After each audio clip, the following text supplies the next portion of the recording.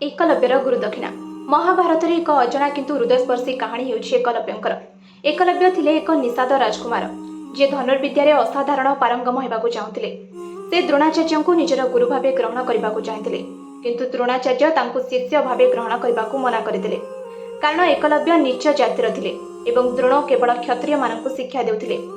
तेबे निराश हेबा बदଳରେ एकलव्य जंगल को फेरीगले और द्रोणाचार्यंकर एक मूर्ति तैयारी करी तांकू मानसिक गुरु भावे पूजा कले।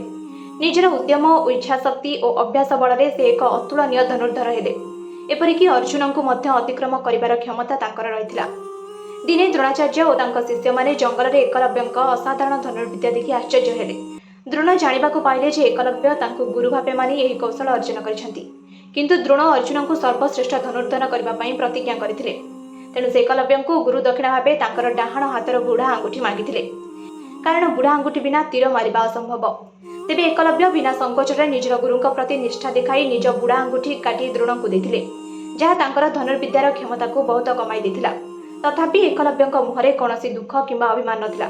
से निजर गुरुंक प्रति निष्ठा रक्षा करथिले। एही कहानी आमको यह शिक्षा मिले, निष्ठा और सम्मान। एकलव्यंक कहानी आमको शिखाई थाए जे गुरु प्रति निष्ठा और सम्मान अत्यंत महत्वपूर्ण, जदिओ यह व्यक्तिगत त्याग मागी थाए। अदम्य इच्छाशक्ति एकलव्य दर्शाई थाए जे प्रतिकूल परिस्थिति में मध्य कठोर परिश्रम और आत्मविश्वास सफलता आनीपारे।